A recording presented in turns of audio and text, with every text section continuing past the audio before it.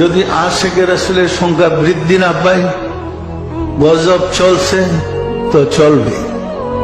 এটা তো জাতীয় গজব। দেশে যে একটা অরাজকতা শুরু হয়েছে, এটা তো একটা গজব। গজব না গজব না, এখন কোনো মানুষ নিরাপদ নাই। দেখেন, কোনো মানুষই নিরাপদে নেই। পক্ষে বিপক্ষে জিহাদ চলতেছে। এর জন্য তো দেশ স্বাধীন হয় নাই। এই হট্টগোলের জন্য তো দেশটা স্বাধীন হয় নাই। দেশ তো স্বাধীন হচ্ছে মানুষকে শান্তিতে বসবাস করতে দেওয়া হবে, বসবাস করবে। সত্য না মিথ্যা বলেন?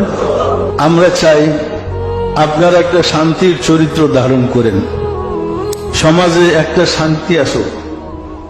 যদি সমাজে আশিকে রাসূলের সংখ্যা বৃদ্ধি পায়, তাহলে সবাই শান্তিতে বসবাস করতে পারবেন।